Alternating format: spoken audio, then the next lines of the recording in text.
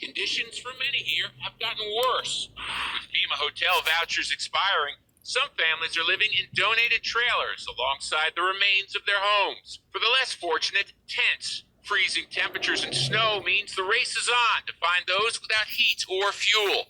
Volunteers say they are stunned at the pace of the recovery. It's been slow, it's been ineffective, it's been inefficient. There's no sewer, there's no water, there's no power. There's your answer. This morning we are in ANC Campground in Sparta, North Carolina. In a little while we'll be traveling 58 minutes west to Creston Riverview Community Center, a small mountain community impacted by Helene. It's cold, but not as cold as the night before when temperatures were in the upper 20s with 35-mile-per-hour wind gusts. We could barely keep our tents down. Opening the tent vents only worked until the wind blew them shut, causing condensation and frost inside of the tent. It was a rough night.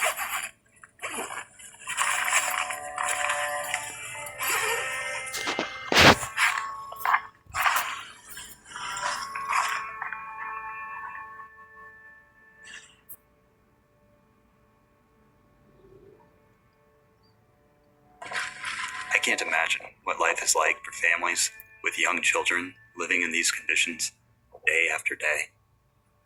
I can only experience it in a moment, and it's bitter cold.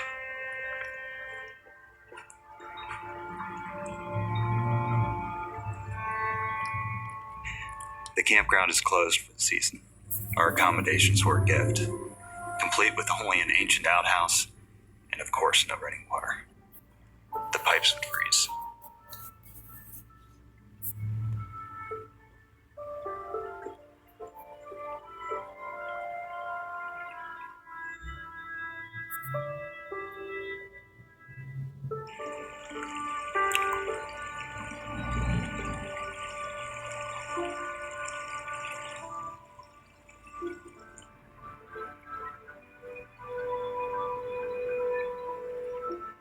These scouts I'm leading are experiencing firsthand what Helene survivors are dealing with every day.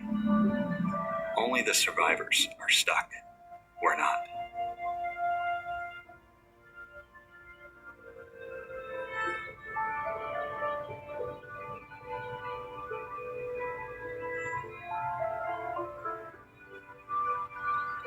The Creston Riverview Community Center was once a school before it became Western North Carolina's largest food pantry. Flooding reached as high as neck deep in some places of the building, completely destroying their food supplies. After Helene, their demand more than tripled. Today, it's back in operation, thanks to a lot of help from volunteers that came from well beyond North Carolina.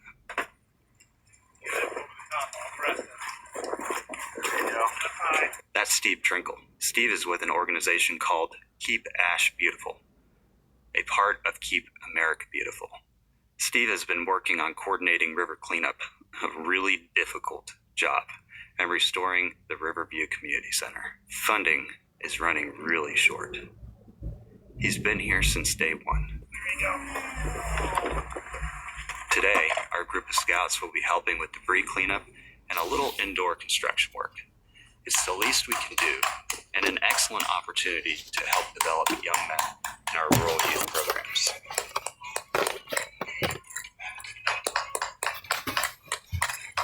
As you sit down to your Thanksgiving meals, take a moment to say a prayer, give a blessing, send some warmth to North Carolina.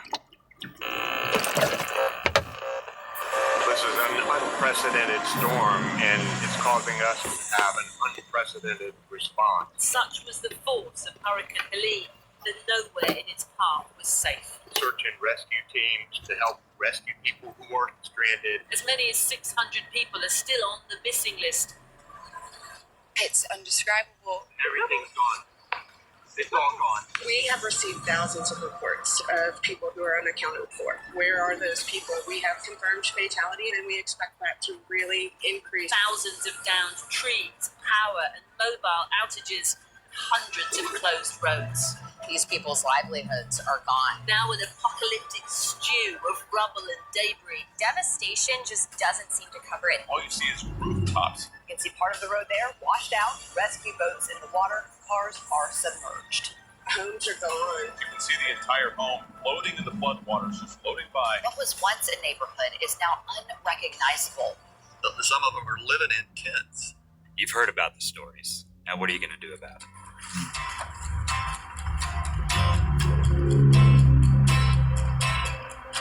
Since the impact of the storm, Meet My Neighbor Productions volunteers have been in the field, cleaning up debris, delivering donations, and serving rural communities in any way we can.